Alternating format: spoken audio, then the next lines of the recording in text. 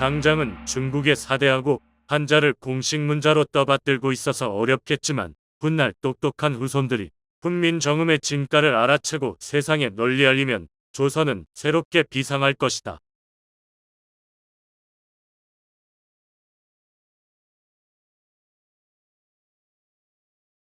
이복에 운이 있나? 밖에 누구신가? 안에서 문이 벌컥 열리며 이문희 얼굴을 내밀었다. 날쌔, 능화, 근래 들어 회동 이문의 집에 이능화의 출입이 잦았다. 어서 오게. 그래. 요즘은 뭘 하고 지내는가? 귀국할 때 상해 상무인서관에서 동생들을 위해 영어 교과서를 주문했다네. 어제 그 책이 도착해 내용을 확인하고 있었네. 이문희 말했다. 어디 나도 한번 볼까? 이능화가 방바닥에 널려있는 책 중에 두꺼운 책을 한 권 집어든다. 요즘 중국에서 가장 잘 팔리고 있는 영어 교과서라고 하더군. 내가 보고 있는 책은 화영촉이라는 입문서고 자네가 들고 있는 책은 화영진기라는 독본이야. 이문희 들고 있던 프라이머 표지를 보여주며 말했다. 나도 이 책에 대해 들어본 적이 있네.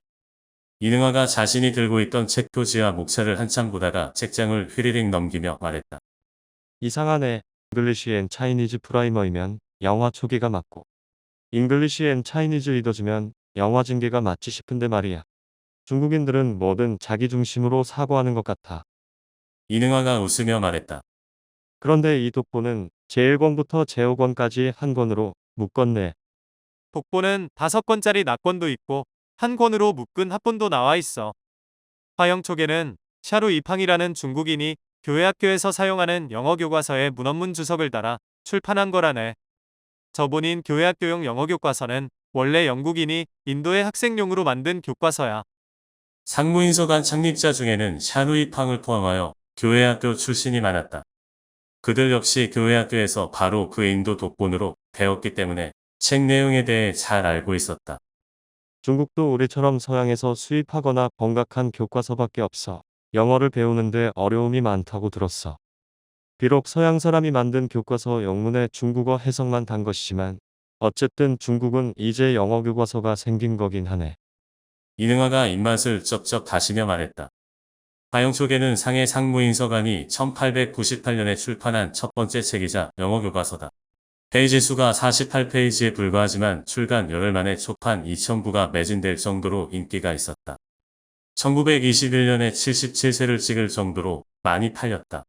난징의 강남 수사학당 같은 군사학교에서는 이 상무인서관에서 출간한 화영징계 제사권까지 가르쳤다. 조선에서는 수학원에서 영국인 존리 부인이 이 화영징계로 영어를 가르쳤다. 조선 마지막 황태자 영신왕 이은도 일본의 볼모로 잡혀가기 전에 잠시 다닌 수학원에서 이 책으로 영어를 배웠다.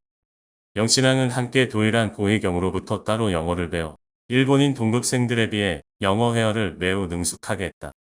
수학원은 1906년에 황실과 귀족 자제 학습을 위해 설립한 근대적 교육기관으로 경운궁 양의지에 있었으며 1910년까지 운영했다.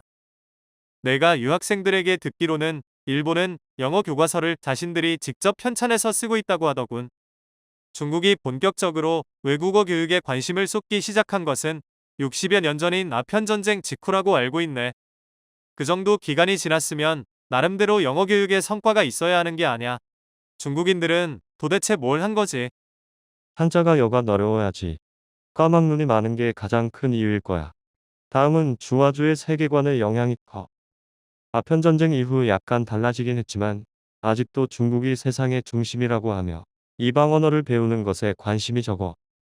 게다가 지난번에도 말했듯이 중국은 나라가 커서 각 지방마다 말이 달라. 그 점도 외국어 학습에 방해가 돼. 그와 관련하여 예전에 다녔던 한화학교 중국인 교사에게 직접 들은 이야기가 있어. 중국인이 영어 교육 차원에서 처음으로 저술한 영어 관련 책은 1850년대에 출간한 너희 집 화용통어라고 하더군. 광동 사람이 저술했는데 영어 단어나 문장의 발음 부호로 중국어를 달았대. 1860년쯤에 일본에서 후쿠자와 유키치라는 사람이 그 책 번역서를 내놓았다고 하는 걸 보면 꽤 괜찮은 책이었나 봐. 그런데 문제가 있었어. 남방 방언으로 표기했기 때문에 다른 지방 사람들은 읽기가 불편한 거야. 그래서 각 지방마다 해당 지역의 방언에 근거한 어휘집을 따로 출간할 정도였대. 그렇게 해서 1864년에 상해에서 나온 책이 펑저프가 쓴 영화주에다. 자네 말대로라면 중국인들은 사전을 오래전에 만들었다는 거네. 이문이 멋쩍은 듯 싱긋 웃었다. 그랬다더군. 그 무렵 중국은 외국어를 할 줄 아는 인재를 양성하기 위해 베이징의 동문관이라는 외국어 교육기관을 설립했어. 동문관은 1862년에 설립한 경사동문관을 말하고 연이어 상해광방원관과 광주광방원관도 설립했다. 조선도 웰렌드루프가 청나라의 동문관을 본떠 동문학이라는 통변학교를 설립했다. 그리고 1870년대에는 양무운동의 일환으로 구미 각국으로 유학생을 파견하여 외국어와 신학문을 배우도록 했어. 청년들을 유학 보낸 건 일본과 비슷한 시기였다고 해. 이렇듯 중국에서도 신학문을 배운 청년들이 훗날 외국어 학습서를 저술했다고 들었어. 그 중에 상해광방원관 출신인 조양이 1874년에 저술한 영자인문이 있다. 초보 단계 학생들에게 적합한 인문서다. 알파벳과 알파벳 조합해서 이루는 음에 대해 논하는 등 영어 문자와 소리의 연관성을 강조했다. 영어를 배우기 위한 하나의 비결로 품사 개념을 소개하고 어두와 어미의 결합, 형태 변화 등에 대해 보충 설명하는 정도에 그쳐 아직 문법서라고 하기에는 늘렀다. 본격적인 문법서라고 볼 수 있는 책은 1904년에 영국 유학생인 옌프가 저술한 영문항고이다. 품사와 문장 구조에 대한 논의가 중점을 이룬다. 기왕 말이 나왔으니 묻네만 중국인들은 서양인 선교사나 상인들과 접촉이 빈번했을 텐데 그들로부터도 직접적인 영향을 많이 받았을 것 아냐. 우리나라도 선교사들이 학교도 세우고 사전도 출간한 걸로 아는데. 이문의 호기심은 좀처럼 식지 않았다. 서너해 전쯤 독립협회 활동을 하면서 송촌 선생과 대화할 기회가 몇 차례 있었다네. 그때 들은 이야기라네. 곤란이 일어났던 해의 나라에서 민심을 수습하기 위해 널리 의견을 구했다더군. 그 당시 송촌 선생은 민심을 안정시키려면 무엇보다 백성들의 막힌 소견을 열어주고 시세를 잘 알도록 해야 한다는 상소를 올렸다고 하네. 그러면서 막힌 소견을 열어주고 시무를 환히 알 수 있게 해주는 것으로 각국의 인사들이 저작한 만국공법, 조선책, 보법전기, 박물신편, 병물인문, 격치위편 같은 내국책을 추천했다고 하시더군.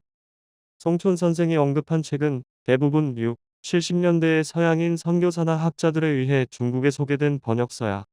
이런 책이 조선으로도 유입된 거지.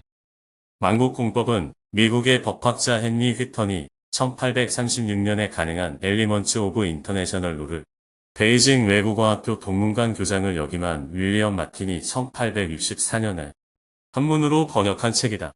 보법전기는 왕도가 1872년에 출판한 보불전쟁을 다룬 전사다. 박물신편은 1855년 영국인 벤저민 홉슨이 근대 서구 유럽의 자연과학 지식을 청나라의 한문으로 번역해서 소개한 책이다. 병물인문은 1866년 윌리엄 마틴이 한문으로 번역한 서구 근대의 자연과학 인문서다. 격치위편은 1876년에 영국인 존 프라이어가 서양의 과학기술 서적을 번역하여 창간한 아시아 최초의 월간 과학기술 잡지다. 나도 기억나는데 가보개혁 당시 우리 학부에서 편역한 공법회통, 태서신 사람류 같은 책도 있었어. 공법회통은 윌리엄 마틴이 스위스 출신의 국가 국제법 학자인 블룬칠리가 저술한 문명 제국의 국제법을 한역했다. 태서신사람료는 로버트 맥켄지가 1880년에 영국에서 저술한 The 19th Century, A History를 티모시 리처드가 1895년 상해에서 번역한 책이다. 김구 선생도 젊은 시절 인천 감옥 수감 중에 이 책을 읽었다. 그랬지. 그 당시 학부에서 교과서를 여러 권 출간했었지. 그 중에 맥켄지가 쓴 태서신사가 가장 많이 읽혔을 거야. 서양인 선교사들은 서양 서적 번역과 소개뿐만 아니라 중국인들을 계몽하기 위해 종합잡지 만국공보를 창간하고 격치서원과 중서서원 같은 학교를 설립하여 영어와 신학문을 가르치며 교육과 인재 양성에도 힘썼다고 해. 자네도 만국공보는 들어봤을 거야. 청일전쟁 당시 전쟁 관련 기사로 엄청 유명세를 날렸지. 격치서원은 1874년에 존 프라이어가 설립한 과학 지식을 전문적으로 가르치는 중국 최초 근대학교다. 중서서원은 윤치호가 상해 망명시 다닌 학교로 Y.J. 알렌이 1882년에 설립했다. Y.J. 알렌은 주간지이던 중국교회 신보를 1874년에 만국공보로 이름을 바꿨다. 알렌이 중서서원 설립 건으로 바빠 1883년에 휴관했지만 1889년에 다시 월간지로 부활해 방학회 기간지가 되었다. 그러고 보니 송촌 선생님이 추천한 책 중에도 북리학에 관한 책이 많네. 중국이 실용 지식 중심으로 서학을 적극적으로 수용하고 있던 영향이 큰 거야. 그렇게 한문으로 번역된 책이 중국에서 우리나라로 유입되었어. 게다가 송촌 선생은 우두법을 일본인 의사에게 배워 직접 시술을 하고 의학교를 만들자고 상소를 올린 걸 보면 원래 의술이나 과학에 관심도 있으셨어. 동서양 학문에 두루 능통하셨던 계시. 청년들이 배울 점이 많은 분이야. 영어학교, 한어학교, 불어학교 등 여러 학교에 다니다 보니 귀동냥으로 들은 게 많다고 하며 이능화는 밤늦게까지 주절주절 떠들었다.